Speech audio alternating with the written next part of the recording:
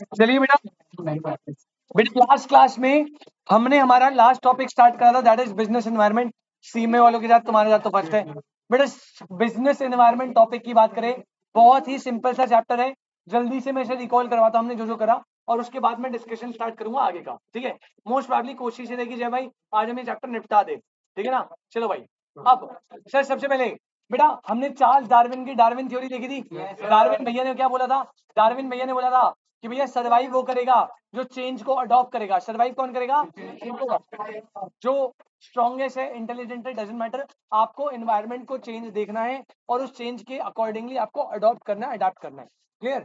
फिर हमने देखा meaning of business environment. Sir business environment का मतलब होता है नॉर्मल सेंस में एक्सटर्नल फोर्सेस फैक्टर्स कंडीशन। क्या बोला? एक्सटर्नल फोर्सेस फैक्टर्स कंडीशन जो इम्पैक्ट करती है बिजनेस, बिजनेस के डिसीजन, स्ट्रैटेजीज एंड एक्शन। तीन चीजें इम्पैक्ट करेगी चार बातों को। तीन चीजें इम्पैक्ट करेगी। कौन सी तीन चीजें? एक्सटर्नल फैक्टर, फोर्सेस और इवेंट्स। और ये इम्पैक्ट करेंगे business, decision, strength, action, strategy, sorry strategies. अच्छा बेटा, बिजनेस एनवायरनमेंट जो है वो सारे आउटसाइड फैक्टर होते हैं, और ये कुछ बिजनेस के लिए क्या क्रिएट करते हैं? अपॉर्चुनिटी कुछ के लिए। ये डेफिनेशन किसने दी थी? ग्लूक एंड जॉर्ज ने, कि भैया बिजनेस एनवायरनमेंट वो सारे आउटसाइडर फैक्टर है जो किसी बिजनेस के लिए या तो अपॉर्चुनिटी क्रिएट करेंगे या फिर थ्रेट। इसके बाद बेटा याद है आपको characteristics of business environment, FMCD. क्या बोला था जय भाई? FMCD. F stand for far reaching impact, far reaching है। M stand for multiple face है भाई, किसी के लिए अपॉर्चुनिटी किसी के लिए। C stand for complex, D stand for dynamic. तो बिजनेस एनवायरनमेंट सदफ जी होता है FMCD, far reaching, multi face, complex and dynamic. उसके बाद अगर मैं बात करूं इंपॉर्टेंस की, तो बेटा इंपॉर्टेंस बना था mosaic. M stand for meeting competition. M stand for meeting competition. O stand for determining opportunities and threats. G stand for giving direction for growth. I stand for image building. और C stand for continuous learning. क्योंकि भैया dynamic process है, तो ऐसा नहीं कि एक बार समझ के पॉलिसी बना दी हो जाएगा। आपको डायनेमिक्स के अकॉर्डिंगली बार बार पॉलिसी बनानी पड़ेगी, उसके लिए आपको कंटिन्यूअस लर्निंग लेनी पड़ेगी। तो मॉजिक क्लियर है बेटा? कैरेक्टरिस्टिक्स इज एफएमसीडी, इंपॉर्टेंस हो गया मॉजिक। उसके बाद हम कहते हैं बेटा relationship between organisation and environment. तो मैंने बताया बेटा जरूरी नहीं है कि इन्वायरमेंट ही हमेशा ऑर्गेनाइजेशन को चीजें दे, दोनों के बीच में रिलेशनशिप है। जनरली इन्वायरमेंट इंपैक्ट करता है ऑर्गेनाइजेशन को, लेकिन sometimes there might be possibility कि आपकी ऑर्गेनाइजेशन भी इन्वायरमेंट को इंपैक्ट कर दे। तो इन्वायरमेंट इंपैक्ट करता है ऑर्गेनाइजेशन को, और इन सर्टेन केसेस ऑर्गेनाइजेशन वापस इंपैक्ट कर देती है इन्वायरमेंट को। और मैंने बताया था इसका शॉर्ट फॉर्म आरआईपी, रिलेशनशिप का शॉर्ट फॉर्म क्या है? आरआईपी। पहला एक्सचेंज किसका होता है बेटा? रिसोर्स। तो ऑर्गेनाइजेशन इन्वायरमेंट से रिसोर्सेज देता है और गुड्स एंड सर्विस प्रोड्यूस करके इन्वायरमेंट को देता है। सेकंड होता है एक्सचेंज ऑफ इंफॉर्मेशन। तो भैया हम इन्वायरमेंट से इंफॉर्मेशन लेते हैं जिसके बेसिस पे हम अपनी डिसीजन मेकिंग करते हैं, और हम कुछ इंफॉर्मेशन इन्वायरमेंट को देते भी है। थर्ड है exchange of influence and power. Influence and power, influence and power में कहते हैं भाई ऑर्गेनाइजेशन इन्वायरमेंट को इन्फ्लुएंस करेगा, इन्वायरमेंट ऑर्गेनाइजेशन को इन्फ्लुएंस करेगा। तो गिव एंड टेक चल रहा है बेसिकली। इसके बाद आता है इन्वायरमेंट स्कैनिंग। याद है आपको इन्वायरमेंटल स्कैनिंग का मतलब क्या होता है? ये कहता है बेटा इन्वायरमेंट के एस्पेक्ट को ना हम स्टडी करेंगे, इन्वायरमेंट के एस्पेक्ट को क्या करेंगे? स्कैन करेंगे। देखो भाई क्योंकि हमें अपॉर्चुनिटी थ्रेट को अच्छे से डिटरमाइन करना है, तो इट इज वेरी इंपॉर्टेंट कि आप day to day daily basis पे स्कैन करते रहो, स्टडी करते रहो। और इसमें स्टडी के चार फैक्टर्स मैंने आपको बताए थे इन्वायरमेंटल स्कैनिंग में। सबसे पहला events, trends, issues, expectation. Events, trend, issues and, ठीक है। इसको कुछ बनाए क्या? EIT बन रहा है, बना दो यार इसको, जितना बनेगा उतना याद रहेगा। इसको लिख लो आप EIT, ठीक है। टाइम भी हो सकता नहीं, टाइम कैसे होगा? टाइम डबल ही कर दो। अब यहाँ से कोई वो आएंगे, टिप्पणी आ रही है नहीं, देखो नीचे, ठीक है भाई। तो ट्रेंड्स आई से हो गया आपका, इश्यूज और आपका इवेंट्स एंड एक्सपेक्टेशन। बस याद रखना ट्रेंड्स में बेटा ये वाली लाइन पे क्वेश्चन आता है बहुत बार। ट्रेंड्स क्या है बेटा? ग्रुपिंग ऑफ सिमिलर और रिलेटेड। और इशू क्या है? Current concern. हाँ जी नंदनी जी आ गया। हाँ बेटा कुछ भी हो सकता है, आप अपने अकॉर्डिंग देख लो। एनवायरमेंट स्कैनिंग क्लियर है? स्कैन करना है, एनवायरमेंट को स्टडी करना है, और इसके 4 फैक्टर है, TIEE टाइप। ठीक है, T स्टैंड फॉर ट्रेंड्स, इसमें याद रखना ट्रेंड्स जो है वो grouping of similar and related events में बात करता है। ठीक है, I stand for issues, E stand for events, E stand for expectation. फिर बेटा this is very very very very important, आज की पूरी चर्चा इसी पे डेडिकेटेड रहेगी। मैंने बताया बिजनेस एनवायरनमेंट के कंपोनेंट्स है भाई, याद है कंपोनेंट्स? 2 कंपोनेंट थे, एक होते हैं इंटरनल, एक होते हैं इंटरनल वाले जो है वो फर्म के विद इन है और डायरेक्टली इन्फ्लुएंस करते हैं। एक्सटर्नल वाले फर्म के बाहर है और ये इनडायरेक्ट फॉर्म में इन्फ्लुएंस करते हैं। एक्सटर्नल में 2 पॉइंट होते हैं, माइक्रो एंड मैक्रो। इंटरनल वाले बेटा याद रखना थोड़े कम इंपॉर्टेंट है, लेकिन माइक्रो मैक्रो तो this is very very very important. External में माइक्रो का था कॉस्मिक और मैक्रो का था DEP and GST. DEP and GST बनाया था, बढ़िया। तो यही बेटा आपके पॉइंट्स थे, सारे पॉइंट आपको लर्न करने हैं क्योंकि ये डायरेक्ट क्वेश्चन बनेगा और आपको आइडेंटिफाई करने पड़ेंगे इनमें से कौन सा माइक्रो मैक्रो है, इंटरनल एक्सटर्नल है। क्लियर? अब देखो, अब ना हमें इनको इन डेप्थ पढ़ना है, अब हमें इनको इन डेप्थ पढ़ना है, लेकिन इसको पढ़ने से पहले ना आप एक हेडिंग बना, एक हेडिंग बनाओ इसको पढ़ाने से पहले, दैट इज कॉल्ड स्वॉट एनालिसिस।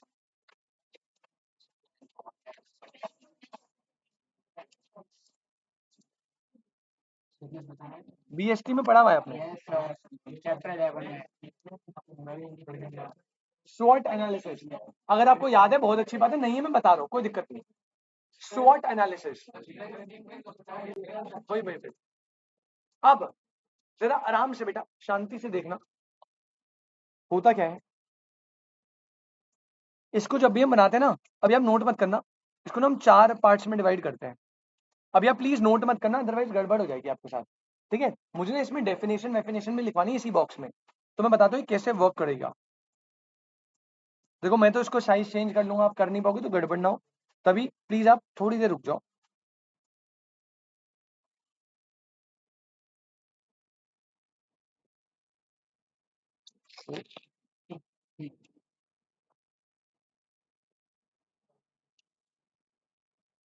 इसको बेटा हम ना 4 पार्ट्स में डिवाइड कर रहे हैं। ठीक है, तो शॉर्ट को ना ऐसे पढ़ते हैं हमेशा,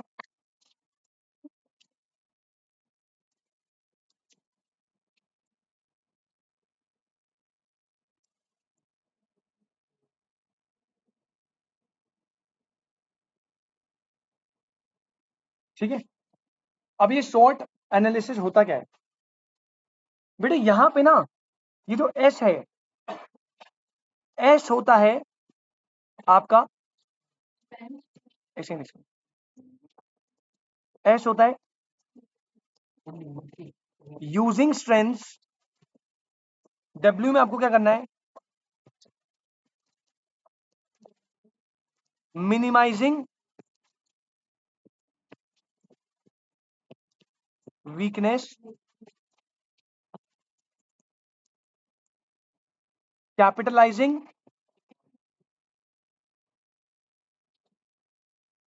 अपॉर्चुनिटीज और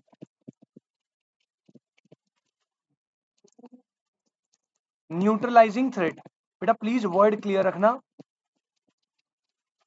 वो बोलेगा स्वॉट analysis means neutralising dash, in स्वॉट analysis we you neutralise dash. अब आपको पता होना चाहिए न्यूट्रलाइज किसको करना है, थ्रेट को, तो आगे वाला वर्ड बहुत ज्यादा इंपॉर्टेंट है। ठीक है, तो अपने को ये एनालिसिस क्या बोलता है कि भाई देखो बिजनेस एनवायरनमेंट ना बहुत डायनेमिक है, कॉम्प्लेक्स है, चेंज होता रहेगा। अब इसके लिए ना हमने एक एनालिसिस बनाया है स्वॉट। अभी आप स्वॉट पढ़ रहे हो ये ना, लेकिन बेकार एनालिसिस होता है, इससे कुछ कंक्लूजन नहीं निकलता। तो जब आप इंटर ग्रुप 2 में जाओगे वहां पे एक सब्जेक्ट आएगा एसएम, स्ट्रेटेजिक मैनेजमेंट, वहां पे आता है टॉस एनालिसिस। जैसे स्वॉट होता है ना, शॉर्ट, तो इसका ना अलग टाइप का, इसी का थोड़ा सा अपग्रेड वन बनता है टॉस एनालिसिस, वो इसका और अपग्रेड होता है, इससे बेटर होता है वो। ये ना हमें बस बताता है कि स्ट्रेंथ क्या है, वीकनेस क्या है, अपॉर्चुनिटी, वो ना हमें कंक्लूसिव एविडेंस देता है और हमें आइडेंटिफाई करके सजेशन भी देता है। तो थोड़ा इसी का एडवांस वर्जन है जो आप पढ़ोगे बाद में, अभी तो खैर शॉर्ट ही पढ़ना है। तो ये क्या बोलता है, कहता है भाई देखो आपको अपने स्ट्रेंथ को यूज करना है, स्ट्रेंथ को क्या करना है यूज, अपनी वीकनेसेस को कर रहा है मिनिमाइज। इन्वायरमेंट जो अपॉर्चुनिटी क्रिएट करेगा उसे करना है कैपिटलाइज। कैपिटलाइज मतलब होता है टेक्निकली समझो अब्जॉर्ब। कैपिटलाइज करने का मतलब क्या होता है? अब्जॉर्ब। तो अपॉर्चुनिटीज को अब्जॉर्ब करना है और देखो थ्रेट्स को आपको न्यूट्रलाइज करना है। मतलब न्यूट्रलाइज करने का मतलब है उसका इंपैक्ट नेगेटिव ना जाए, पॉजिटिव ना जाए, छोड़ो कम से कम नुकसान तो ना हो उससे। तो थ्रेट्स को आप न्यूट्रलाइज करेंगे। तो 4 point, using threat to minimise weaknesses, capitalise करनी अपॉर्चुनिटीज और न्यूट्रलाइज करना किसको? थ्रेट्स को। दूसरी बात, यहां पे जो स्ट्रेंथ और वीकनेस है, स्ट्रेंथ और वीकनेस एक कॉलम है ना बेटा, ये जो दोनों है ना, ये होते हैं, ये होते हैं इंटरनल बिजनेस एनवायरनमेंट के पार्ट। क्या होते हैं बेटा? इंटरनल बिजनेस एनवायरनमेंट के पार्ट। और अपॉर्चुनिटीज और थ्रेट जो होती है वो होती है बेटा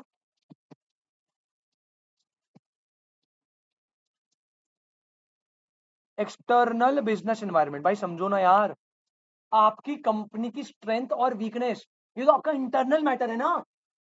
आपकी स्ट्रेंथ क्या है, आपकी वीकनेस क्या है, ये इंटरनल है। लेकिन आपकी एनवायरनमेंट से अपॉर्चुनिटी और थ्रेट जो क्रिएट होंगे वो एक्सटर्नल फैक्टर्स है।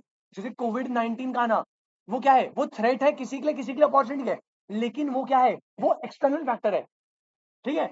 आपकी लेबर स्ट्राइक, आपके लेबर में ना यूनिटी नहीं है, लेबर लड़ते रहते हैं, ये क्या है? This is not a threat, this is a weakness, क्योंकि ये इंटरनल फैक्टर्स का है।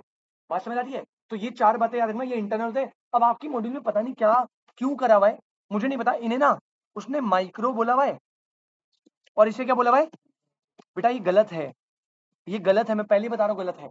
इंटर में आपको इंटरनल एक्सटर्नल पढ़ाएंगे और आपकी मॉड्यूल में ना एक चार्ट में इसे माइक्रो बोला, इसे मैक्रो। अब देखो देखो भाई, मॉड्यूल में बोला है तो अपने को तो स्टडी करना पड़ेगा, ठीक है ना। तो सीएमए वाले आप एक बार बुक में देखना कि आपके भी ऐसा बोला है। सीए वालों को तो गलत बोला है भाई, मुझे लगता नहीं आपके में बोला होगा, आपके में इंटरनेशनल होगा, क्योंकि आपको पता है ना बेटा एक्सटर्नल में तो माइक्रो मैक्रो आते हैं ना। तो अगर इसे माइक्रो और मैक्रो बोल रहे हैं तो टेक्निकली ये तो स्ट्रेंथ और वीकनेस को भी क्या कंसिडर कर रहा है? एक्सटर्नल कंसिडर कर रहा है, जो कि गलत है। इंटर में आएंगे तो बोलेगा ये इंटरनल है, ये एक्सटर्नल है, पता नहीं क्या करता है। तो सीए वालों को तो कंफर्म गलत है। ठीक है। अब सुनो, अगर ऑप्शन में सुनना, अगर सीए वाले बच्चों को ऑप्शन में आपको बोला कि स्ट्रेंथ एंड वीकनेस क्या है, ऐसे बोला है internal, external, both and B, none, तो स्ट्रेंथ और वीकनेस क्या है? इंटरनल, इंटरनल है।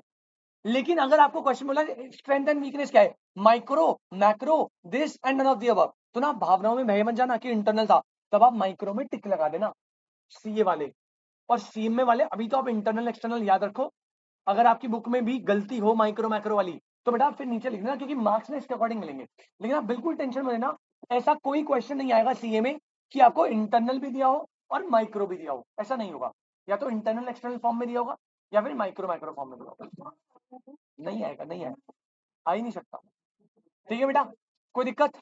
पक्की बात। अब पहले आप ये बनाइए, लेकिन मुझे यहाँ पे बेटा डेफिनेशंस भी चाहिए हमें ना, यहाँ पे डेफिनेशंस भी लिखवानी है इनकी। तो यहाँ पे ना आप पेज के अकॉर्डिंग बनाना, मतलब आपको कम से कम 3-3 4-4 लाइन मिल जाए हर उसमें। बड़ी बड़ी डेफिनेशन नहीं, छोटी छोटी बनाओ। पहले डेफिनेशन लिख दूं? अच्छा पहले मैं डेफिनेशन लिखता हूँ, रुको, मेरे को नहीं लगता बेटा, वैसे आ भी सकता है अगर आप एडजस्ट कर लो। पहले मैं लिख रहा हूँ, रुको, पहले मैं लिख रहा हूँ, लिख रहा हूँ, पहले मैं रुक जाओ। सबसे पहले स्ट्रेंथ, वर्ड पकड़ लेना स्ट्रेंथ का, पहले ही बता रहा हूँ। ये डेफिनेशन डायरेक्टली दे देगा और बोलेगा क्या ये SAWAOAT है बेटा। स्ट्रेंथ होती है, स्ट्रेंथ होती है क्या? इसे बोलते हैं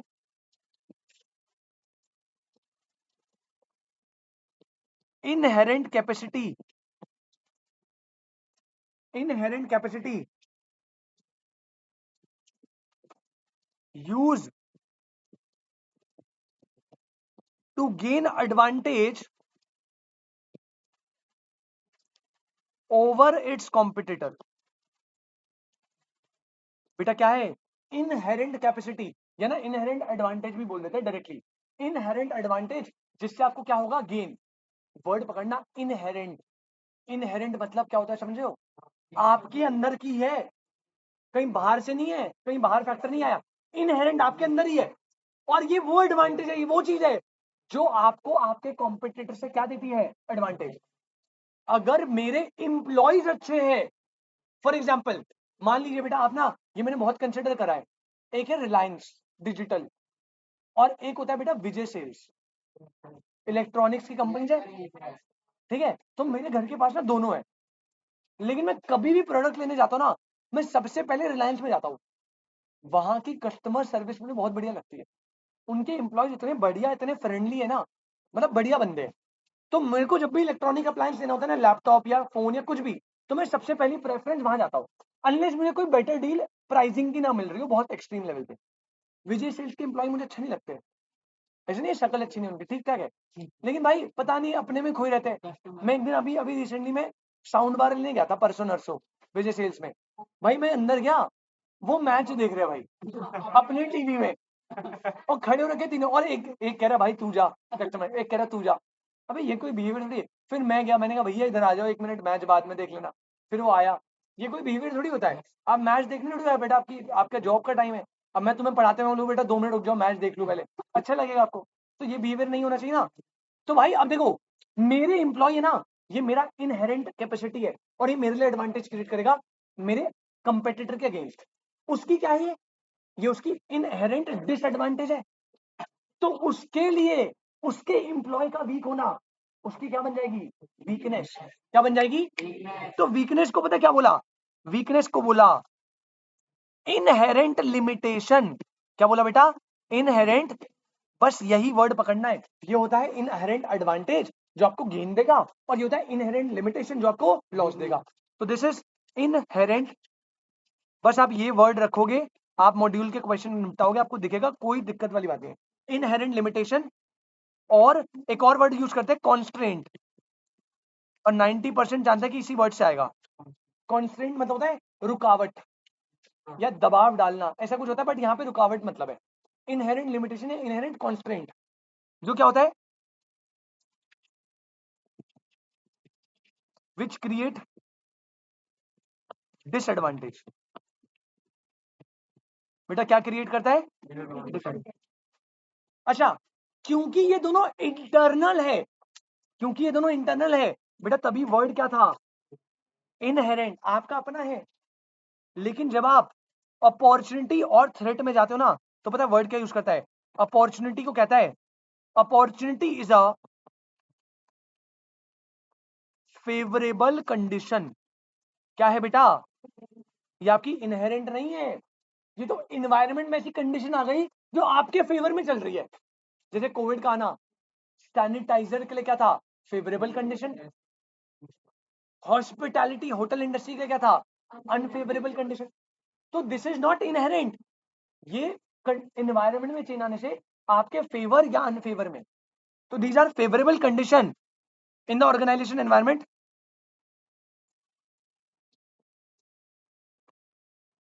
विच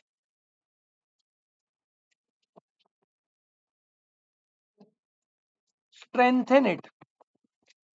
और ये क्या हो गया बेटा, दीज आर थ्रेट होते हैं अनफेवरेबल कंडीशंस,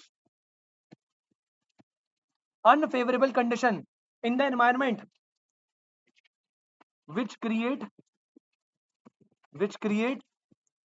risk और risk और cause damage to organization। क्या ये बात समझ आती है? आप अगर नोटिस करो ना, स्ट्रेंथ और अपॉर्चुनिटी दोनों में आपको गेन मिल रहा है, दोनों में क्या मिल रहा है, लेकिन वर्ड ये इनहेरेंट एडवांटेज है, ये एडवांटेज मिली है due to favourable condition. Weakness और थ्रेट में दोनों में ही आपको डिसएडवांटेज, रिस्क का डैमेज मिलेगा, लेकिन वीकनेस आपका इनहेरेंट लिमिटेशन है या कॉन्स्ट्रेंट, और ये क्या है, due to unfavourable conditions. That's why these are internals, क्योंकि आपके इनहेरेंट है, और दीज आर एक्सटर्नल, क्योंकि ये एक्सटर्नल फैक्टर की वजह से अंजलि या तो फेवरेबल आया या अनफेवरेबल। क्लियर है बेटा? कोई दिक्कत? जल्दी से आप ये सुंदर सा प्यारा सा डायग्राम बनाएंगे, इसी के साथ शॉर्ट एनालिसिस भी खत्म होता है। लेकिन मैंने पहले बताया सीए वाले बच्चों के बेटा माइक्रो मैक्रो दिया है, कोई टेंशन वाली बात नहीं है। सीएमए वाले एक बार चेक कर लेना, वैसे आप फोकस रखो इंटरनल एक्सटर्नल पे ही। बट इन केस अगर ऐसा रहा है क्वेश्चन, उसमें इंटरनल एक्सटर्नल की जगह पे माइक्रो मैक्रो बेसिस पे दिया हुआ है, तो फिर आप कंसिडर करना एस और ओ को, एस और डब्ल्यू को एज माइक्रो और ओ और टी को एज मैक्रो। हाँ मैं बोल रहा हूँ बुक में माइक्रो मैक्रो दिया हुआ है, वो गड़बड़ है ना, गलत है वो। एसएम में तुम्हें पढ़ाएंगे इंटरनल एक्सटर्नल, तो क्या कर रहे हो आप लोग? क्योंकि माइक्रो मैक्रो तो होने का मतलब क्या है, दोनों के दोनों एक्सटर्नल होने चाहिए बेटा। इंग्लिश कौन सा वाला? यूजिंग स्ट्रेंथ, यूजिंग स्ट्रेंथ ही नहीं दिख रहा बेटा मुझे तो। अच्छा यूजिंग स्ट्रेंथ में inherent capacity use to gain advantages over its competitor, ये है इनहेरेंट लिमिटेशन। और कॉन्स्ट्रेंट विच क्रिएट डिसएडवांटेजेस, वो है favourable condition which strengthen it, organisation को स्ट्रेंथ देता है। Cause damage to organisation, risk, create risk और cause damage to organisation.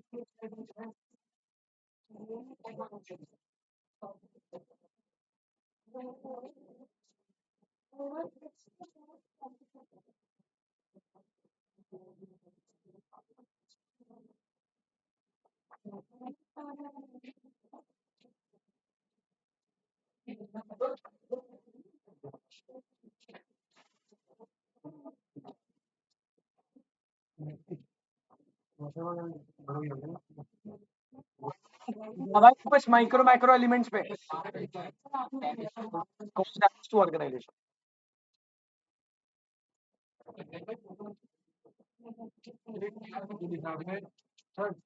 Limitation और constant, constant constant CONSTRAINT,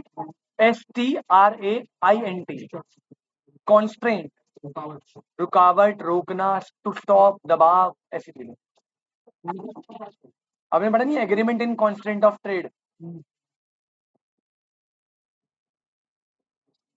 Rishabh देख रहा, कह रहा क्या बोल रहे हो, लॉ लॉ की बात में मत करो।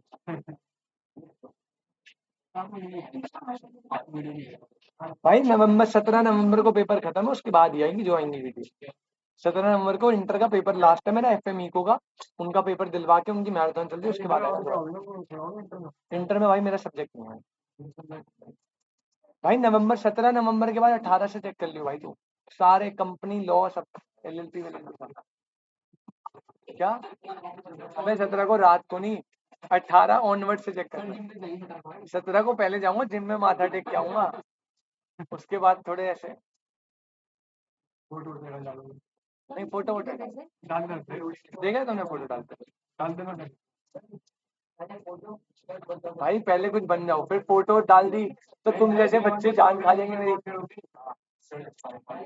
75 चले अच्छा आ जाओ भाई, अब आना है माइक्रो मैक्रो पे। नहीं बातें करो, बातें करो।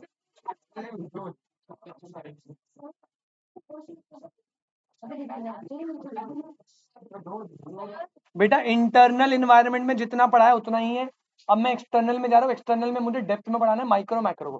डेप्थ मतलब इसके बाद पॉइंट बताऊंगा क्या क्या पॉइंट है, उसके अंदर के पॉइंट आपको याद रखने पड़ेंगे, क्योंकि इंटरनल पॉइंट से आएगा क्वेश्चन, या तो ऐसे डायरेक्ट इन पॉइंट से आ सकता है, कभी कभार इंटरनल से भी आता है, तो आपको सारे पॉइंट याद रखना है। जितना पढ़ा रहा हूँ वो उसमें से कुछ काटना नहीं है भाई, पहले बता रहा हूँ। अगर आपको वो काट पटाई वाली पढ़ाई करनी है तो फिर आप 30 पेज बुक के पढ़ लो, क्योंकि वो 30 पेज बिल्कुल मिनिमाइज करके ये 8-10 पेज बने हैं।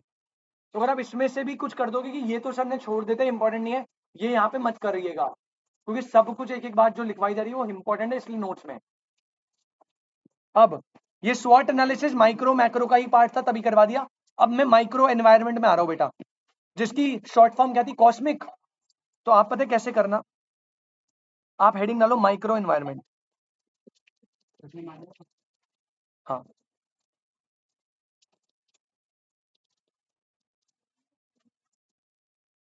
आप हेडिंग डालना बेटा माइक्रो एनवायरनमेंट, ठीक है।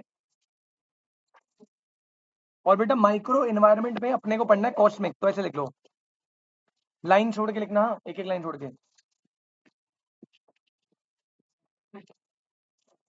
नहीं नहीं बेटा लेफ्ट, थोड़ा सा लेफ्ट साइड बीच में, यहाँ पे ऐसे लिख लो, ये हो गए माइक्रो वाले ना, दिस इज माइक्रो इन्वायरमेंट।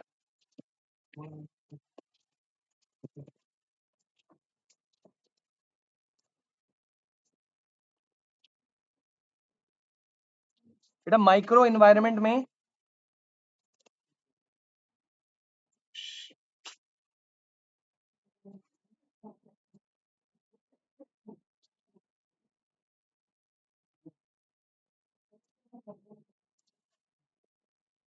अच्छा लग रहा है ना?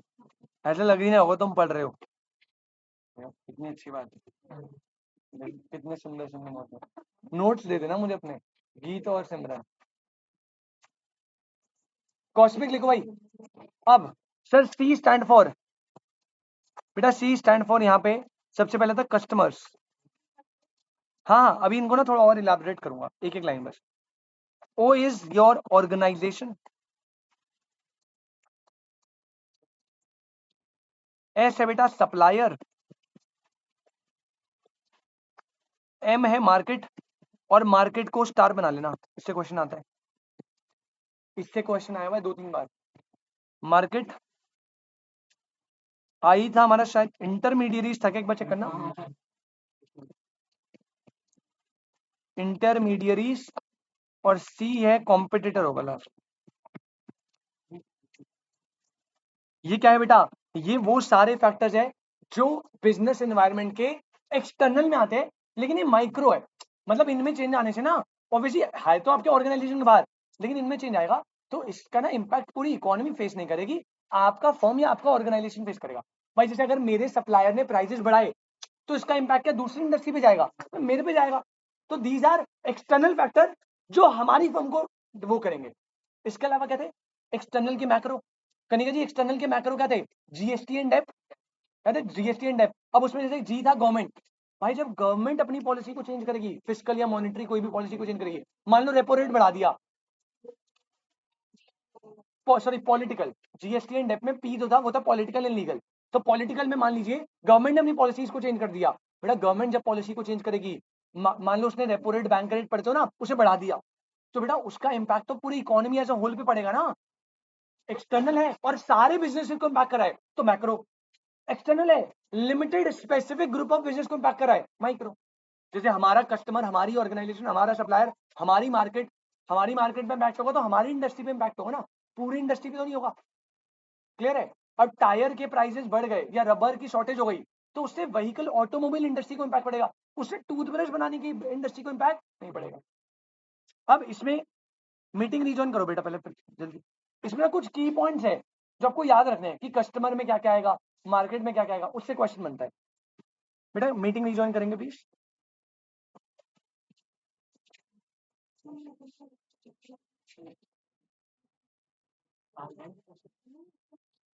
अच्छा भाई, हाँ हो जाना चाहिए, देख लेंगे कोई नहीं, वरना अगली क्लास। पेस्टल वेस्टल है, सिंपल है, ज्यादा नहीं।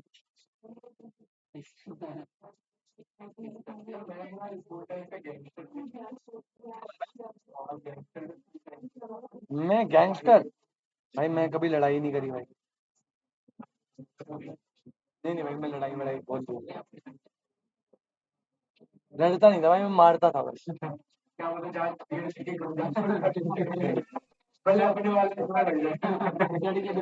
लड़ूंगा यार, पिट पिट जाऊंगा तुमने क्या। यार देख, जो काम मैंने मैंने लाइफ में जितना सीखा है, जो काम प्यार से हो सकता है ना वो लड़ाई से नहीं हो सकता। और उसके बाद मैंने ये सीखा है कि जो काम पैसों से हो सकता है ना वो प्यार से भी नहीं हो सकता।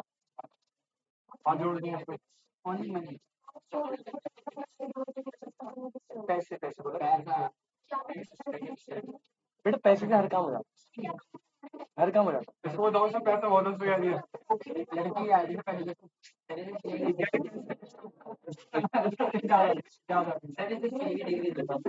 हैं?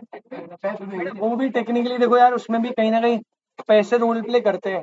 ठीक है, आपको मैं बता रहा हूँ आपकी जर्नी डिपेंड करेगी। मतलब इसमें ना जो ड्यूअल एस्पेक्ट है। अब जैसे कोई, अब नॉर्मल कोई बंदा है यार जो फाइनेंशियली इतना स्ट्रांग नहीं है, तो उस पर इस बात का स्ट्रेस होगा कि यार करना है, अटेम्प्ट ना लग जाए। लेकिन उसका एक बेनिफिट ही होगा ना कि उसकी लाइफ में डिस्ट्रैक्शन कम है। तो पता है भाई, अपने को तो कुछ करना ही नहीं है ना, अपने को बाहर पार्टी में हम जा नहीं सकते, पैसे अपने पे है नहीं। कुछ खाने पीने जा नहीं सकते, पैसे अपने पे है नहीं। तो अपन घर पे बैठते हैं, पढ़ाई कर लेते हैं, क्या करेंगे, ये चीज है। अब जो थोड़ा अपर सेगमेंट रिच क्लास से आते हैं, थोड़ा जो बढ़िया बंदे हैं, अब उनके लिए क्या है बेटा, उनकी लाइफ में डिस्ट्रैक्शन थोड़ी ज्यादा है, क्योंकि उनको लड़की लाइन भी दे रही होगी, तुम्हें तो लड़की लाइन देगी नहीं अभी, तो डिस्ट्रैक्शन थोड़ी कम है। बर्थडे में थोड़ा पार्टी वार्टी में जाना होता है हर सैटरडे, लेकिन उनके पास, मैंने देखा उनके पास में थोड़ी हंगर कम होती है, क्योंकि उनके पास रिस्क के लिए कुछ होता नहीं है ना, उन्हें पता है भाई ना हुआ तो भाई गल्ला तो है ही पापा का। ये है यार, ऐसा होता है। मेरा एक फ्रेंड है भूषण, हमने हमने फाउंडेशन 60 में स्टार्ट करा था, है ना, मतलब मेरे से बड़े थे वो, मेरे से बड़े थे, नहीं नहीं, फाउंडेशन दिया एक बार नहीं हुआ, 2 बार दिया नहीं हुआ, छोड़ दिया। उनके पास ऑल्टरनेटिव ऑप्शन है ना, उनकी मालवीय नगर में दुकान है अपनी, वहीं बैठे रहते हैं आजकल।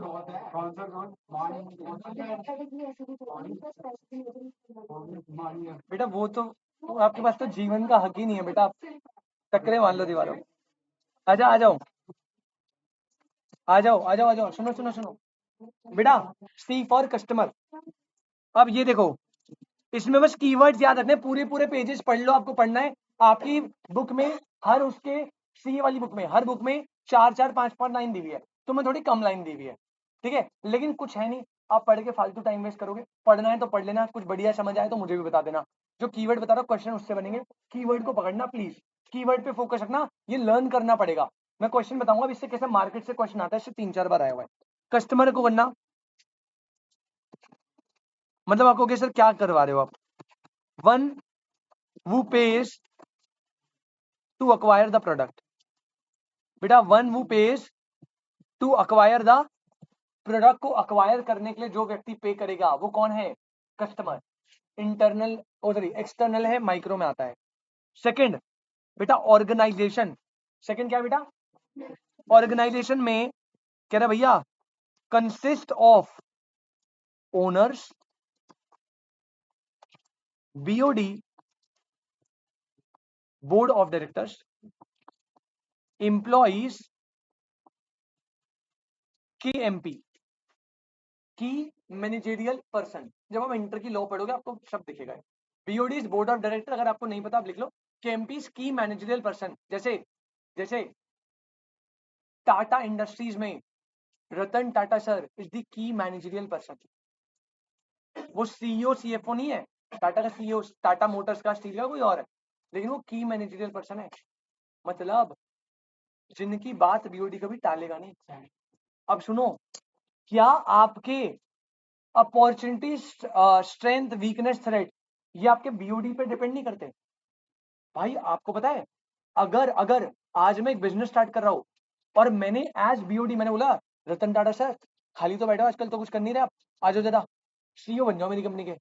आपको पता है अगर उनका नाम सीईओ में लग गया ना बेटा, आरटी गुडविल ना आधा बिजनेस तो ऐसे चल जाता है, क्योंकि उनसे बड़ा जो मतलब एक होता है ना, मतलब ट्रस्ट वर्दी पर्सन कोई है नहीं पूरे इंडिया में, क्या पूरे वर्ल्ड में। समझ रहे मेरी बात, जितने अंबानी अंबानी की वेल्थ है ना उतने तो डोनेट करते हैं साल का, तो वो नेक्स्ट लेवल बात होती है, समझ रहे हो। तो वो कह रहा है कि भाई देखो, इन्वायरमेंट को इन्फ्लुएंस करने वाले ना आपके अपने ऑर्गेनाइजेशन के अंदर के कंस्ट्रक्शन भी है।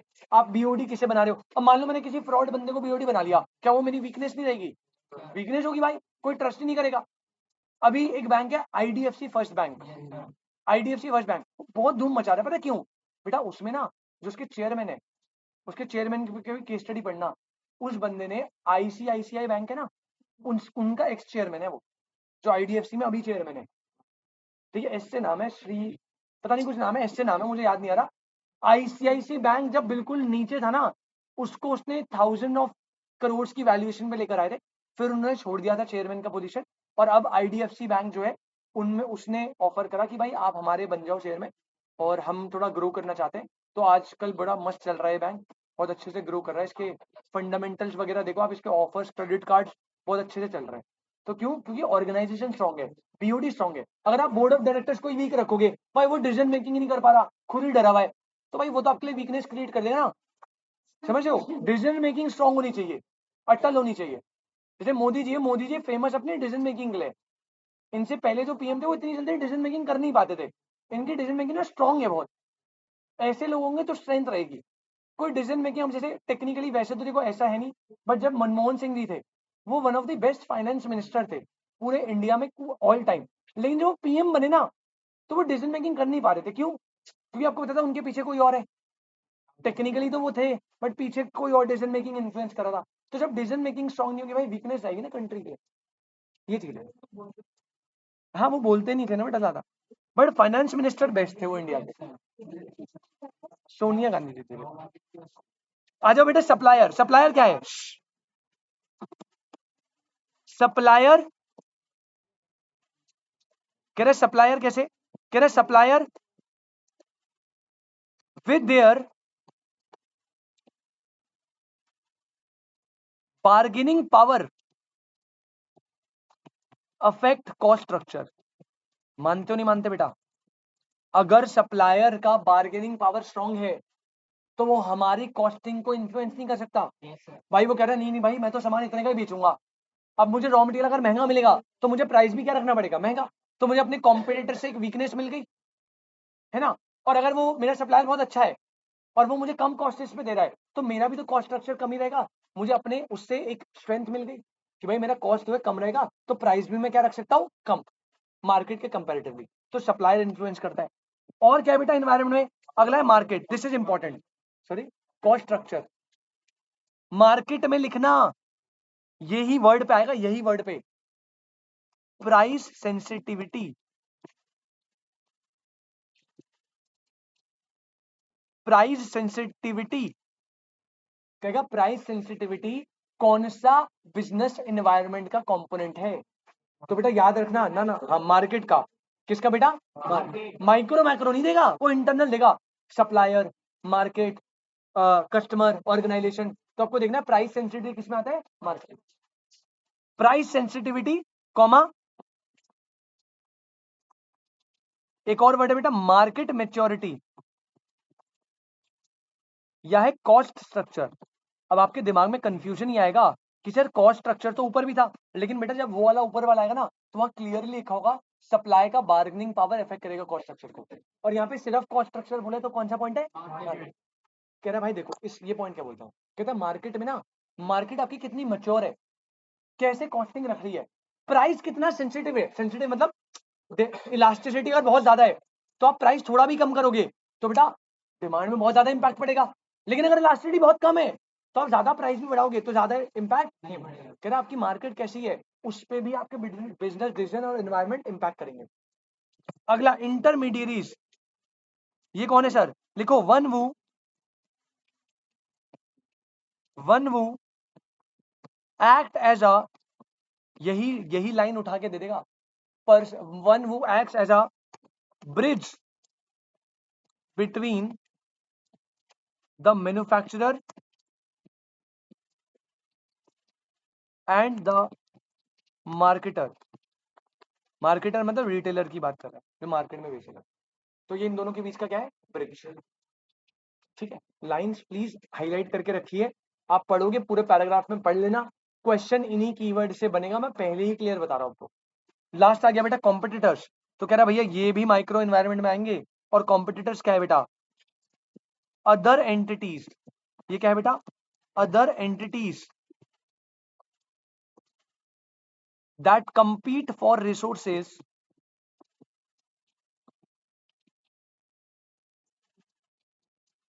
As well as market. ये वो अदर एंटिटीज है जो मार्केट शेयर के लिए compete कर रही है। तो जोमेटो, स्विगी दोनों अपने मार्केट शेयर को बढ़ाने की कोशिश कर रहे हैं। तो कॉम्पिटिटर्स ये हो गए माइक्रो के एलिमेंट्स। ठीक है, कोई दिक्कत?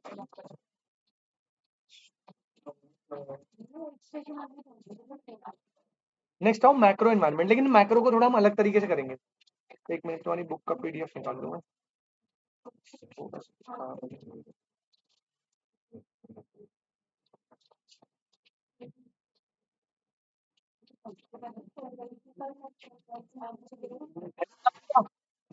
एनवायरनमेंट,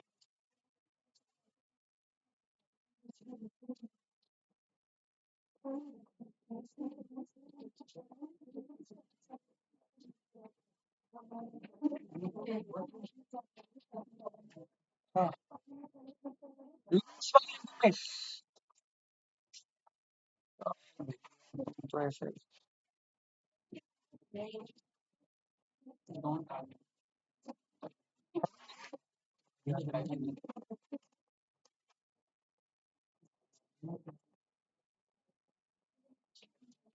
अरे बेटा शांत हो जाओ, फोकस कर लो थोड़ा। मैक्रो एनवायरनमेंट, लेकिन बेटा मैक्रो एनवायरनमेंट में ना आप जैसे हमने वर्टिकली डिवाइड करा था, इस बार ना हम इसे हॉरिजॉन्टल में ही करना, नॉर्मल मतलब पेज वर्टिकली रखना, पेज में हॉरिजॉन्टल कर देना। नहीं नहीं साथ साथ बना लो। आपको याद है ना इसमें वो क्या थी, जीएसटी एंड डेप, टोटल 6 पॉइंट्स है। 1 2 3 छोटे छोटे हैं, 4 5 6। नहीं नहीं बना लो साथ साथ बना लो। अगर गड़बड़ वाला होता तो मैं पहले ही बोल देता, रुक जाओ। डेप एंड जीएसटी, वर्टिकल मत करना यार, मैं कुछ सोच के बोल रहा हूँ ना। वर्टिकल में ना वो स्ट्रक्चर नहीं बन पाएगा जैसा मुझे बनाना। डेप एंड जीएसटी, ठीक है, पॉइंट्स ये रहे। अब इसमें क्या क्या आता था बेटा, आप याद करो। मैक्रो एनवायरनमेंट में सबसे पहला कंपोनेंट डेप, डी से DEP, D stand for demographic.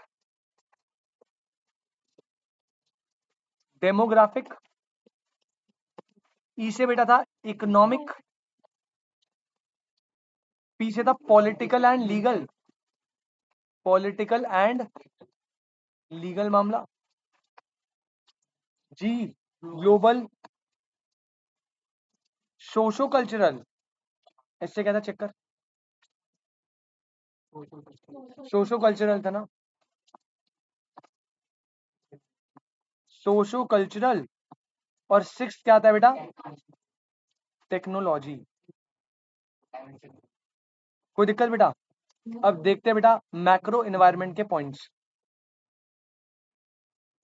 सबसे पहले आप डेमोग्राफिक में डालो, सिर्फ लिमिटेड पॉइंट्स है जितने बता रहा हूं उतने। डेमोग्राफिक में कह रहा भाई देखो, बिजनेस एनवायरनमेंट में मैक्रो एलिमेंट डेमोग्राफिक में, पता क्या है पहला पॉइंट इसके अंदर, number 1 population size. Population size, economy में birth rate, death rate, population ज्यादा है या पॉपुलेशन कम है, इस पे भी इम्पैक्ट करेगा आपके बिजनेस का। भाई ऑब्वियसली अगर इकोनॉमी में पॉपुलेशन ज्यादा है तो डिमांड ज्यादा होगी, पॉपुलेशन कम है तो डिमांड कम होगी, तो उस हिसाब से आप प्रोडक्शन फ्लक्चुएट करोगे। तो बिजनेसेस को इम्पैक्ट करने का एक फैक्टर क्या है, डेमोग्राफिक में पॉपुलेशन का साइज। मैक्रो में डेमोग्राफिक के अंदर सेकंड पॉइंट लिखना, ज्योग्राफिक डिस्ट्रीब्यूशन। ज्योग्राफिक डिस्ट्रीब्यूशन कह रहा है भाई देखो, कौन सी स्टेट में कितनी डिस्ट्रीब्यूशन है पॉपुलेशन की, उस पे भी डिमांड इन्फ्लुएंस होती है। सर मतलब बेटा अगर मान लो मेट्रो सिटीज पे ज्यादा पॉपुलेशन है, दिल्ली, बैंगलोर, मुंबई, तो वहां पे रिच क्लास ज्यादा होगी, बिजनेसेस के पास वेस्ट की अपॉर्चुनिटी आएगी, प्रोडक्शन वगैरह उस हिसाब से होगा। लेकिन अगर आपकी जो डिस्ट्रीब्यूशन है पॉपुलेशन की वो ऐसी कि जो थोड़ा अंडर डेवलप्ड एरियाज है उनमें पॉपुलेशन ज्यादा है, तो वहां पे फिर क्या होगा, गरीब लोग ज्यादा होंगे, उसकी वजह से आपकी इकोनॉमी के जो प्रोडक्शन होगी, डिमांड होगी, सप्लाई होगी, वो उसके अकॉर्डिंग होगी। तो सेकंड पॉइंट है ज्योग्राफिक डिस्ट्रीब्यूशन। ठीक है, ये भी इन्वायरमेंट को इन्फ्लुएंस करेगा, आपको क्या प्रोड्यूस करना है, कैसे डिजाइन करना है, इस पर इम्पैक्ट करता है। थर्ड होता है बेटा एथनिक मिक्स। आपको पता है बेटा हमारी कंट्री में अलग अलग रिलीजन के लोग रहते हैं, तो एथनिक मिक्स है। अब वो एथनिक मिक्स कैसा है, उसके अकॉर्डिंगली भी बिजनेसेस के लिए अपॉर्चुनिटी या थ्रेट क्रिएट होंगे। और डी लास्ट है बेटा, that is called income distribution. आपकी पॉपुलेशन का इनकम डिस्ट्रीब्यूशन कैसा है, वो भी एक फैक्टर बनेगा। तो ये मैक्रो के डेमोग्राफिक के 4 पॉइंट है, सिर्फ पॉइंट याद करने हैं। अंदर का अगर आपको पढ़ने का मन है पढ़ लेना, और क्वेश्चन देख लेना कैसे है। पढ़ने की अपने पास कोई भी कमी नहीं है, मैं आपको उतना ही दे रहा हूँ जितना एग्जाम ओरिएंटेड इंपॉर्टेंट है। अब मैं 10 चीजें 30 पन्ने रीड करवा दूं कोई फायदा नहीं है। बाकी आगे वाले चैप्टर में आप देखोगे एक एक लाइन में रीड करवाऊंगा, क्योंकि वो चैप्टर ही ऐसे है भाई, उनमें बनता है बीच बीच में से क्वेश्चन, क्या करें अपन, जहां से नहीं बनता वहां से मैं बता दूं। क्लियर है, ये होगा डेमोग्राफिक के। बेटा इनकम का पॉपुलेशन में इनकम का डिस्ट्रीब्यूशन कैसा है, रिच क्लास ज्यादा है, पुअर क्लास ज्यादा है, उसका डिस्ट्रीब्यूशन कैसा है, क्लियर है। तो पहला पॉपुलेशन का साइज क्या है, उससे बिजनेस की पॉलिसी इंपैक्ट होगी। ठीक है, ज्योग्राफिकल डिस्ट्रीब्यूशन कैसा है, किस स्टेट में कितने ज्यादा लोग हैं, उससे पॉपुलेशन कंट्री की बिजनेसेस की पॉलिसी डिटरमाइन होगी। थर्ड एथनिक मिक्स कैसा है, रिलीजन वाले लोग कैसे हैं। और फोर्थ इनकम का डिस्ट्रीब्यूशन कैसा है। सेकंड डालो इकोनॉमिक, मैक्रो का इकोनॉमिक एनवायरमेंट। बेटा इसमें भी 3-4 पॉइंट है शायद। पहला लिखना ए,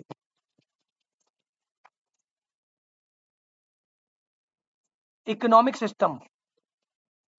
कह रहा भैया आपकी इकोनॉमी में कैसा सिस्टम है, ब्रैकेट में कर लो बेटा, कैपिटलिस्ट, सोशलिस्ट या मिक्स्ड।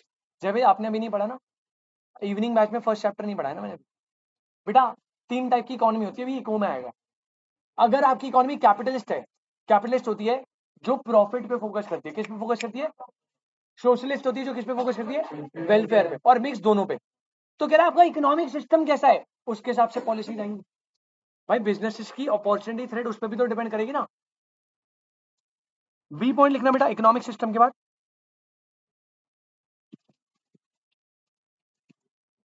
इकोनॉमिक कंडीशंस और फैक्टर्स। कह रहा है आपकी इकोनॉमी की कंडीशन और फैक्टर्स कैसे है वो डिटरमाइन करेंगे। और लास्ट है आपका इकोनॉमिक पॉलिसीज। इकोनॉमिक पॉलिसीज क्या होता है बेटा, ब्रैकेट में लिख लो आप, आपने पढ़ा होगा बचपन में फिस्कल एंड मॉनेटरी पॉलिसीज, याद है आपको फिस्कल एंड मॉनेटरी पॉलिसी। हाँ अगले चैप्टर में दोबारा आएगा, मैं वहां पे ढंग से बताऊंगा। बट कह रहे आपकी फिस्कल मॉनेटरी पॉलिसी कैसी है।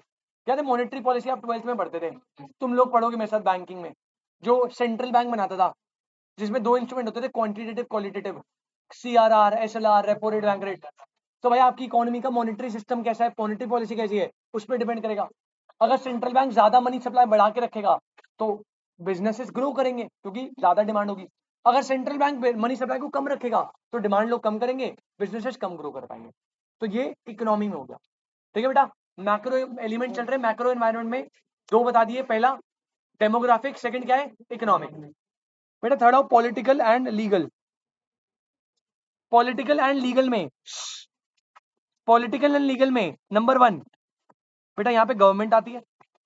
बेटा क्या गवर्नमेंट की पॉलिसी बिजनेस को इंपैक्ट नहीं करेगी, बी पॉइंट लिखो बेटा। यहाँ पे लीगल आती है, लीगल का मतलब लॉज। क्या आपकी कंट्री में जो लॉज है वो बिजनेस को इंपैक्ट नहीं करेंगे। भाई अगर हिमाचल की गवर्नमेंट ने नया लॉ लाया कि आपका जो है लकड़ियां काटना बैन, तो बेटा ये लॉ जितने भी फर्नीचर बिजनेसेस है उनके लिए अपॉर्चुनिटी थ्रेट है। तो कह रहा है लॉज, लीगल लॉज, गवर्नमेंट की पॉलिसी, ये भी बिजनेस एनवायरनमेंट को डिटरमाइन करेगी, लेकिन इंटरनली एक्सटर्नली, एक्सटर्नली और micro level macro level, macro level. तो गवर्नमेंट, लीगल और सी लिखना है इसमें बेटा पॉलिटिकल। पॉलिटिकल में सर गवर्नमेंट आ तो गया नहीं बेटा, पॉलिटिकल में ना ऐसे आता है जैसे वॉर की सिचुएशन हो गई। अब वॉर की सिचुएशन अगर चल रही है तो वहां पे पॉलिटिकल इंस्टेबिलिटी आती है, जैसे अभी इजराइल में चल रही है वॉर का सिचुएशन, तो वहां पे पॉलिटिकल इंस्टेबिलिटी है। पॉलिटिकल इंस्टेबिलिटी जो है ना वो बिजनेसेस के लिए थ्रेट होते हैं। भाई आपकी कंट्री में वॉर चल रही है तो आप बिजनेस ऑपरेट कर पाओगे ढंग से, नहीं कर पाओगे। तो कह रहा है पॉलिटिकल पॉइंट्स भी है जो कंसिडर आप करेंगे। बेटा आप लोगों को बात करनी है ना, आप प्लीज बाहर चले जाओ, आप प्लीज बाहर चले जाओ। आप ये तीनों पीछे ये वाले चले जाओ, लिटरली बता रहा हूँ। करण भाई ऐसे मत करो, यूं मत करो, यूं मत कर, मत कर यूं। बात नहीं कर रहा था तो मत करना बेटा। हाँ ठीक है, तो भाई मनीष भाई हंस मत, प्लीज मत हंस। मुझे बेटा चैप्टर खत्म कराना है, आप ऐसे तो करके चले गए आपके भरोसे, तो हंसते रह जाएंगे पूरे सिलेबस, फिर एग्जाम के टाइम पे रहोगे आप। सीरियस ही नहीं होते यार तुम लोग कभी। नेक्स्ट आओ बेटा,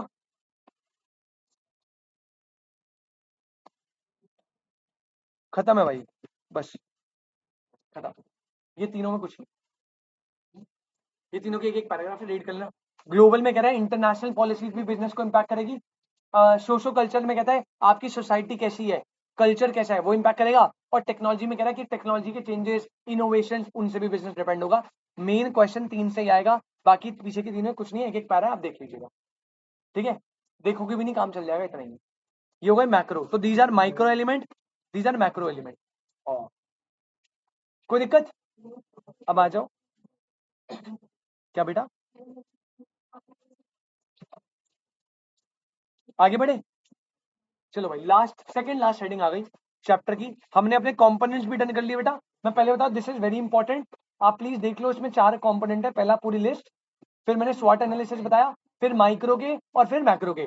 जो कीवर्ड्स है उनको याद कर लेना एक एक पॉइंट, कि ये प्राइस सेंसिटिविटी मार्केट में जाएगा, पॉपुलेशन का साइज डेमोग्राफिक में जाएगा मैक्रो में, लीगल वाला मैक्रो के पॉलिटिकल लीगल वाले में। समझ ना, एक एक पॉइंट याद होगा तभी आंसर हो पाएंगे। चेक कर लेना।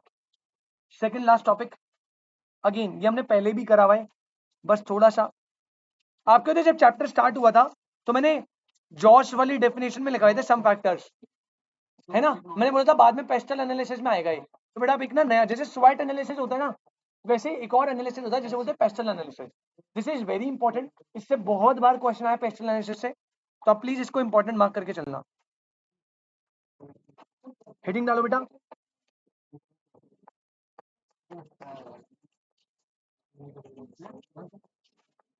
पेस्टल एनालिसिस, ये कुछ नहीं है, माइक्रो मैक्रो वाले फैक्टर है, बस इसको ना मिक्स करके थोड़ा अलग से दे दिया, पेस्टल एनालिसिस बना दिया। अब ये क्या होता है पहले लिखो बेटा। पॉइंट नंबर 1, पॉइंट नंबर 1 लिखना, पहले पहले इंट्रोडक्शन लिखते हैं इसका, ठीक है।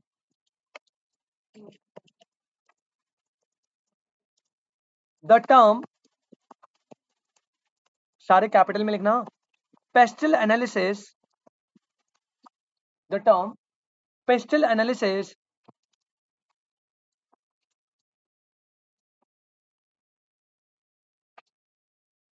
is used to describe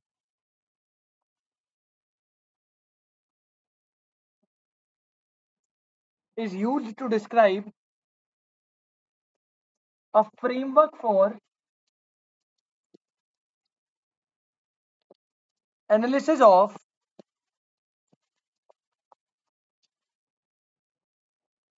macro environmental factors। ये सर क्या है? ये एक फ्रेमवर्क है जो हमें एनालाइज करता है, किसको? मैक्रो। तो आपने जो मैक्रो में पढ़े थे ना, कॉस्मिक और डेप एंड जीएसटी, उसी का वही सारे फैक्टर्स है, बस इनको ना कुछ कुछ जो इंपॉर्टेंट वाले फैक्टर है उनको मिलाया, एक फ्रेमवर्क बना दिया और नाम दे दिया पेस्टल एनालिसिस। ये मैक्रो फैक्टर्स ही है, ये बिजनेस एनवायरनमेंट को इफेक्ट करते हैं एक्सटर्नली, ठीक है ना। बस अलग से एक टॉपिक दे दिया पेस्टल, मतलब एकेडमिक्स पॉइंट ऑफ व्यू से दे दिया, बस बाकी कुछ है नहीं, वही वाले पॉइंट्स है। अच्छा, सेकंड लिखना, पेस्टल का अपन लोग भी ब्रेक डाउन करेंगे बेटा। P T S T L E, आप देखो कि सेम पॉइंट रिपीट होंगे बार बार। बेटा पी लिखना पॉलिटिकल, बेटा ई लिखना इकोनॉमिक, एस लिखना सोशो कल्चरल, टी लिखना टेक्नोलॉजिकल,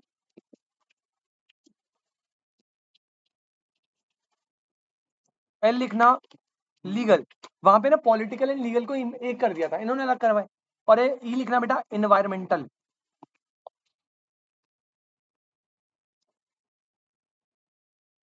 ई इज एनवायरमेंटल, और यहाँ पे इन्वायरमेंट पता है किसकी बात कर रहा है? बिजनेस इन्वायरमेंट की नहीं, वो वाला इन्वायरमेंट, आउटसाइड जो इन्वायरमेंट होता है वातावरण वाला। जैसे भाई आपके अब जो इन्वायरमेंट्स है उसके हिसाब से, आपको पता है इंडिया जो है ना, इंडिया, आपको स्टोरी बताता हूँ। एक टाइम पे इंडिया सबसे बड़ा एक्सपोर्टर था कॉपर का। कॉपर होती है ना, कॉपर वायर बनती है, कॉपर तांबा, सबसे बड़ा एक्सपोर्टर। लेकिन प्रॉब्लम क्या होती है ना सदफ, जब हम कॉपर को मैन्युफैक्चर करते हैं ना बेटा, उसमें से ना बहुत सारे अनवांटेड गैसेस रिलीज होती है। जब आप उसकी मैन्युफैक्चरिंग करोगे कॉपर की, तो बहुत सारी अनवांटेड या ऐसी गैसेस या ऐसे सब्सटेंस निकलते हैं उस प्रोसेस में, जो बहुत गंदे तरीके से ozone depletion, global warming, environment में पोल्यूशन का लेवल, एयर वाटर पोल्यूशन, वो बहुत गंदे तरीके से इंक्रीज करते हैं। तो अब ना इंडिया में पर्टिकुलरली कुछ जगह ऐसी है जहां पे आपको पता है, दिल्ली का हाल तो बहुत बुरा है, अभी दिवाली के बाद तो मामला खैर 1-2 साल से तो थोड़ा फिर भी ठीक है, लेकिन आपको पता है बेटा पहले तो एक टाइम बीच में फिर जाता जब तो बंदो स्कूल ऑफ कर देते 10-10 दिन तक कोहरा हो जाता था, और वो कोहरा नहीं होता था, वो फॉग होता था जो पोल्यूशन वाला फॉग होता है। दिवाली के बाद से तो मेन ज्यादा ही हो जाता था, है ना, बट रीजन वो था पराली वराली, दिवाली तो कम ही रीजन होता था उसका, बट कोई नहीं, दिवाली हमारे पटाखे वटाखे कैंसिल हो गए थे उस टाइम पे। हाँ वो तो हरी फरूक नगर वगैरह मिलते थे, हम तो ढीठ थे, हम तो लाते थे, हम तो बेटा पूरे पॉल्यूशन बेटा हो रहा है तो करो, कोई दिक्कत नहीं। नहीं बेटा मुझे तो देखो, मैं सिगरेट नहीं पीता, अब कोई बंदा सिगरेट पी रहा है उसको कैंसिल करो ना भाई, हम तो मजे ले रहे हैं भाई पटाखे फोड़ के, उसमें आवाज भी आ रही है, अनाज जल रहा है, कितना मजा आ रहा है। आप इसमें हो सकता है मेरे से कॉन्ट्रेडरी व्यू रखते हो, बट मुझे बेटा फर्क नहीं पड़ता, अपनी उम्र में मैंने फोड़े थे बाहर बाहर से ला ला के, अब तो खैर मैं फोड़ता नहीं हूँ यार, अब तो टाइम वाइम नहीं होता। अरे जब दिवाली स्टार्ट होती ना तब ना, अरे जब दिवाली स्टार्ट होती ना तो ना स्टॉक मार्केट ओपन होता है रात को, उसे बोलते हैं मुहूर्त ट्रेडिंग। तो अब मुहूर्त ट्रेडिंग जैसे नॉर्मली स्टॉक मार्केट होता है 9 से 3 बजे का, लेकिन जब दिवाली होती है सिर्फ दिवाली वाले दिन वो रात को खुलता है 7 से 7:30, आधे घंटे के लिए मुहूर्त ट्रेडिंग के लिए। ऐसे ही मतलब दिवाली में, क्योंकि it is a festival of investment right, Dhanteras वगैरह आता है, गोल्ड परचेज करते हो नहीं, तो वो कहते हैं स्टॉक शेयर्स भी परचेज करो, तो ऐसा था। अच्छा वापस आते कॉपर पे।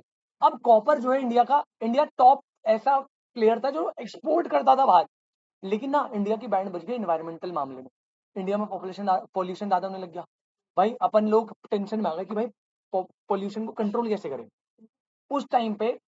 हाँ दूसरे वर्ड को भी, पॉल्यूशन को कंट्रोल कैसे करें, अब इसके लिए जो पहला डिसीजन मेकिंग रहा ना, वो रहा इंडिया ना अब कॉपर प्रोड्यूस नहीं करता, इंडिया कॉपर इंपोर्ट करता है अब। तो आप समझो एक सेगमेंट जो कभी इंडिया जिसमें मार्केट लीडर होता था बाहर बेचता था, अब क्योंकि इन्वायरमेंटल ऐसे चेंजेस आ गए हैं कि अगर हमने करा तो इन्वायरमेंट हार्म होगा, उसके चलते बेटा जितनी भी कॉपर इंडस्ट्री है उसके लिए थ्रेट नहीं क्रिएट हो गया, सारी कॉपर इंडस्ट्री को बंद करवाया गवर्नमेंट ने कि भैया नहीं कर सकते आप इसे हटाओ, बंद करो, नहीं हमारा इन्वायरमेंट अलाउ नहीं कर रहा इतना, मर जाएंगे तो क्या आप प्रोड्यूस करोगे कॉपर, फिर इसे बंद करवाया, और अब कितना बड़ा थ्रेट क्रिएट हो गया। तो कह रहा है भाई आपका बिजनेस एनवायरनमेंट ना एनवायरमेंटल सिनेरियो पे भी डिपेंड करता है, क्लियर है, this is what pastel analysis. बेटा पेस्टल एनालिसिस में बोलेगा odd one out, odd one out मतलब पेस्टल एनालिसिस इनमें से कौन सा पेस्टल का पार्ट नहीं है तो वो देखेगा। पेस्टल एनालिसिस में पी किसके लिए स्टैंड करता है, ऐसे क्वेश्चन आ सकते हैं, ठीक है। अब जब आप बुक में जाओगे इनका सेम अगेन जैसे यहाँ पे मैंने समझाया था ना, इनके 3-3 4-4 लाइंस में पैराग्राफ दिए होंगे, आप एक बार रीड करना कर लेना, आपके ऊपर है, बट मैं इससे रिकमेंड करूंगा प्लीज आप इसे प्लीज रीड कर लेना। और पता है कैसे रीड करना मैं बताता हूँ, आपको दिखाता हूँ मैं बुक कैसी, आप बुक में बता दो कैसे कहाँ रीड करना, मैं खोल ही रहा हूँ बुक आपके लिए।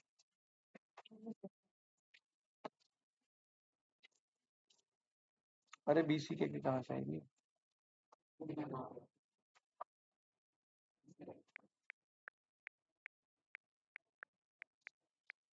अब देख लेना बेटा ये पॉइंट ना, क्योंकि यार ये थोड़ा सा इंपॉर्टेंट लगता है।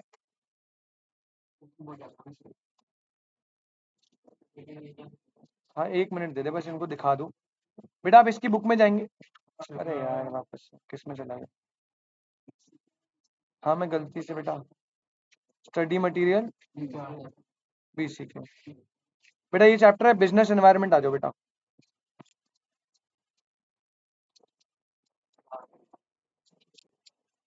ये रहा बेटा,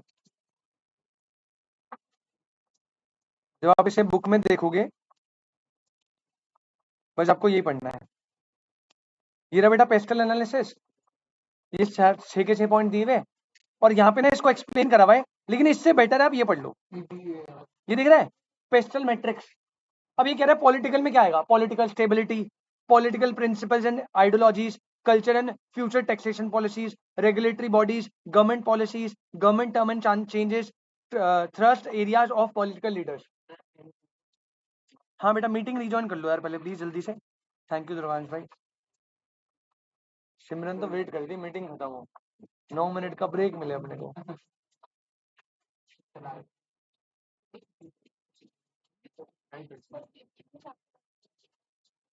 इवनिंग में नहीं, आज इवनिंग में तो बेटा नया चैप्टर स्टार्ट। अबे आज इवनिंग में क्या करना है आज हमने? सप्लाई करना ना, हाँ सप्लाई। आज सप्लाई खत्म होगा। Sorry sorry. हाँ जी, हाँ बस खत्म हो रहा है लास्ट। बेटा तुम्हारा आगे चल रहा है ना, तो वो तुम्हारे से इवनिंग थोड़ा सा पीछे चल रहा है, एक चैप्टर पीछे चल रहा है, बट वो बहुत लेट बना।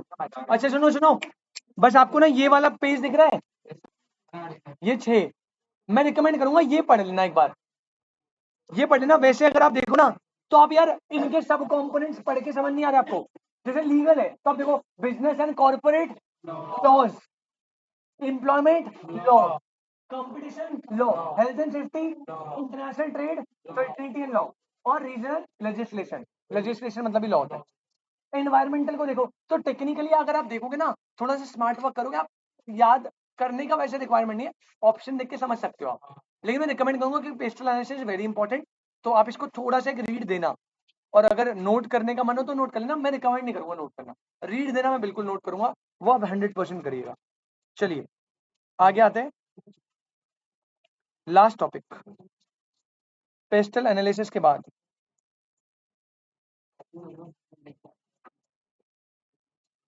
इसमें ना एक नोट दो, वो टॉपिक्स तो देख लेना, इसमें एक नोट दो बेटा, पेस्टल एनालिसिस का नोट है।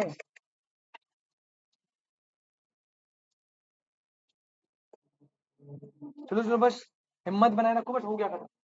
लास्ट टॉपिक है छोटा सा, एक पेज का, बस बस नहीं नहीं बस चैप्टर खत्म हो गया। एक नोट देना बेटा,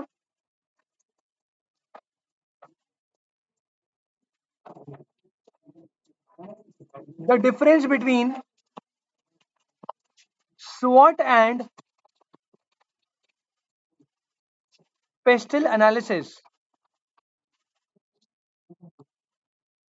is that, comma, is that, comma,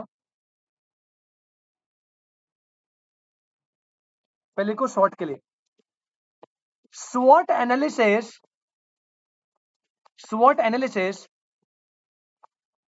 helps identify various factors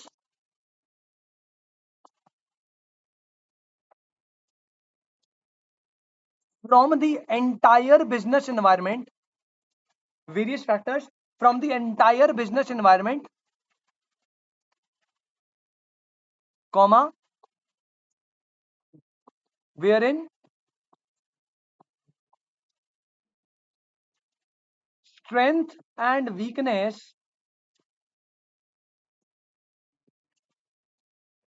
form part of internal analysis। देखो नालायक, अभी क्या बोल रहा है इसको, स्ट्रेंथ और वीकनेस को क्या बोल रहे हैं, internal.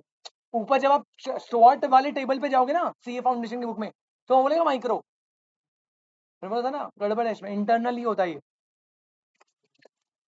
Internal analysis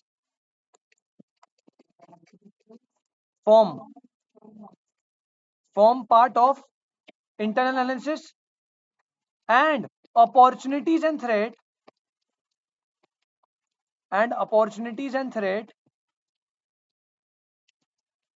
are from outside the business, outside the, मतलब इसने भाई SWOT में क्या होता है, SWOT वेरियस फैक्टर को एनालाइज करता है दो बेसिस पे, स्ट्रेंथ एंड वीकनेस जो इंटरनल है और अपॉर्चुनिटी साइड जो एक्सटर्नल है। लेकिन लेकिन यहां पे लिखना अगला point, pastel analysis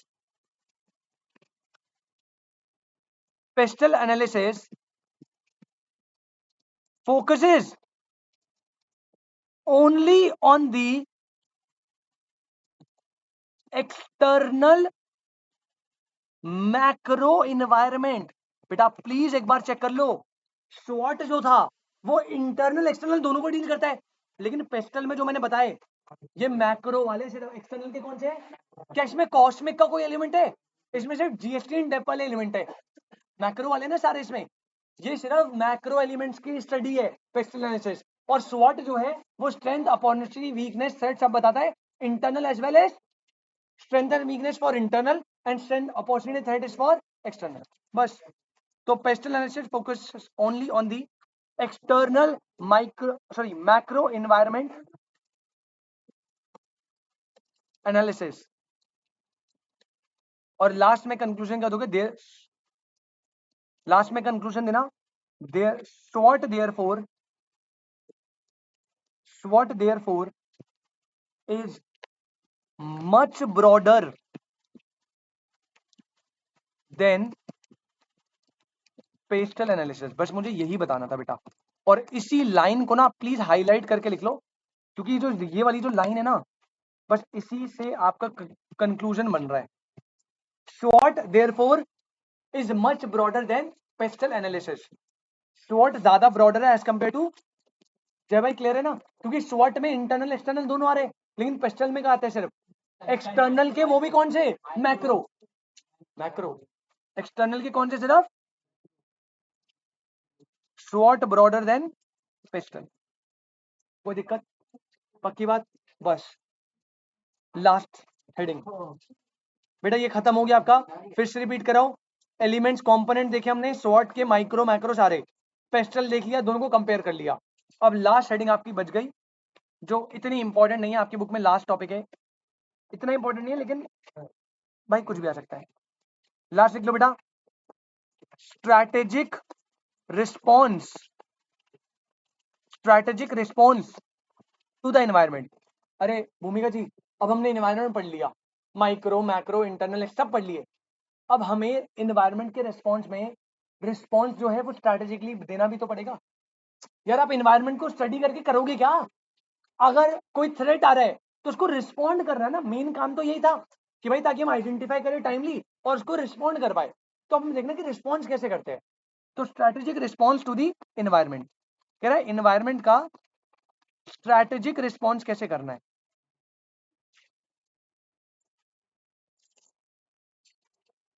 strategic response to the environment. बेटा इसको ना दो कैटेगरी में आप डिवाइड करिएगा।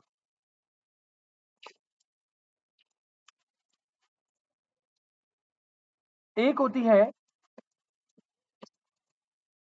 अगेन इंटरनल स्ट्रैटेजिक रिस्पॉन्स, और एक होता है बेटा,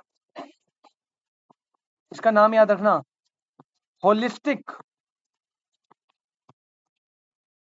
स्ट्रैटेजिक रिस्पॉन्स। होलिस्टिक का मतलब कुछ नहीं है, एक्सटर्नल है। इसको बेटा ब्रैकेट में क्या कर लेना, एक्सटर्नल कर लेना, मजे ले रहा है आपसे बस। तो दो टाइप से आप जो है स्ट्रैटेजिक रिस्पॉन्स दे सकते हो, एक होता है होलिस्टिक और एक होता है इंटरनल। होलिस्टिक का मतलब एक्सटर्नल की बात हो रही है। इंटरनल रिस्पॉन्स में तीन टाइप के रिस्पॉन्स है बेटा। पहला आप एडमिनिस्ट्रेटिव रिस्पॉन्स करते हो, ए। बी आप कॉम्पिटिटिव रिस्पॉन्स करते हो, और इंटरनल में थर्ड होता है बेटा कलेक्टिव रिस्पॉन्स।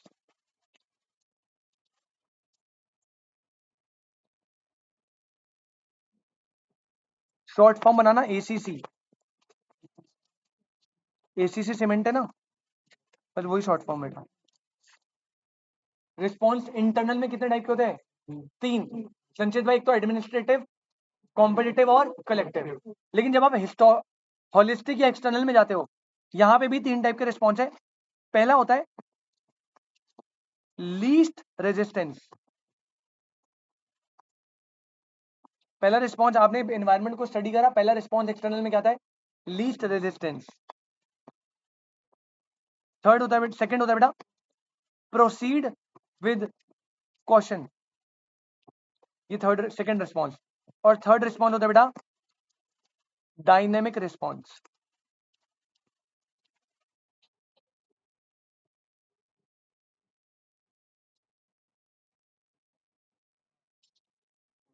ठीक है, कर लो एलपीडी या कुछ और बन रहा है? मैं हाँ बता रहा हूँ बेटा, अभी बताया नहीं। DLP कुछ भी कर लो, PDL LPD जो आपको ठीक लग रहा है आप लिख लो। अब सुनो भाई, होलिस्टिक में है क्या समझो। कह रहे यार आपने एनवायरनमेंट को स्टडी कर लिया, अब रिस्पॉन्स करना है ना, तो कह रहे हैं रिस्पॉन्स करने के 3 तरीके हैं एक्सटर्नल में। पहला लीस्ट रेजिस्टेंस, जैसे आपको पता है टेलीकॉम इंडस्ट्री में ना, आप साइड में एग्जांपल लिख लो, टेलीकॉम इंडस्ट्री में एक टाइम पे होते थे BSNL MTNL। BSNL ये बेटा बहुत इनिशियली के टेलीकॉम इंडस्ट्रीज है, ये गवर्नमेंट की थी। ये ना एनवायरनमेंट में कुछ भी चेंज आता था ना, लीस्ट रेजिस्टेंट, कुछ करते ही नहीं थे। बुंद जो हो रहा है 3G आ रहा है, कोई दिक्कत नहीं, हम 2G पे रहते हैं। बेटा क्या ऐसे आप सर्वाइव कर पाओगे। तो पहला टाइप होता है लीस्ट रेजिस्टेंस, आप बहुत कम रिस्पॉन्ड करो, ज्यादा कुछ। सेकंड स्टेप होता है, सेकंड जो रिस्पॉन्स होता है वो होता है प्रोसीड विद कॉशन। जो जियो के आने से पता है किसने करा, एयरटेल ने। ये क्या कर रहा है, ये प्रोसीड कर रहा है, ग्रो कर रहा है धीरे धीरे, लेकिन विद कॉशन। इसे पता है एक छोटी सी गलती और बैंड बन जाएगी। एयरटेल भी बेटा इसलिए टिक पाया, इसका ना अफ्रीका में, मैंने शायद बताया आपको क्या, इसका अफ्रीका में बहुत बड़ा नेटवर्क है, बहुत बड़ा। इंडिया में तो कोई कुछ है ही नहीं अब तो, खैर अफ्रीका में इसका बहुत बड़ा नेटवर्क है। अभी इसने साउथ अफ्रीका में बहुत तगड़ी इन्वेस्टमेंट भी लगाई है।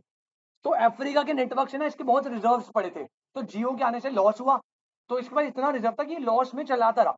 फिर अब तो बहुत, अब ये कर रहा है प्लानिंग बहुत तगड़े लेवल पे कि भाई कुछ लाएंगे।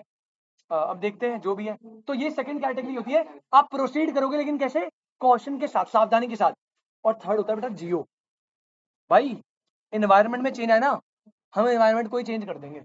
डायनेमिक तगड़ा रिस्पॉन्स भाई, जैसे आया पॉलिसीज इतनी ड्रास्टिकली चेंज करेंगे और इतनी हाइपर होके, कोई कॉशन मोशन नहीं रखते। ये कहते हैं कॉशन एनवायरनमेंट देख लेगा अपने आप, हमें जो करना है हम तो वो करेंगे।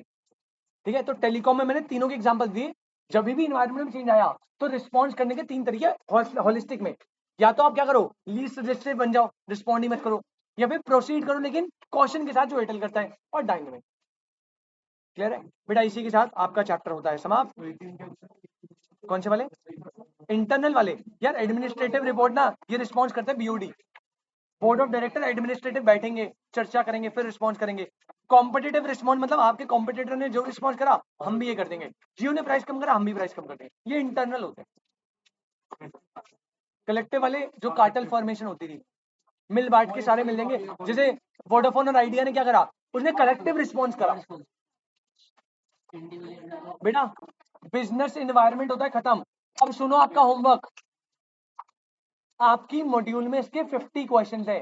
बेटा आपके कितने हैं देखे आपने, क्या बचा हुआ है, कौन नाम पढ़ना टॉपिक।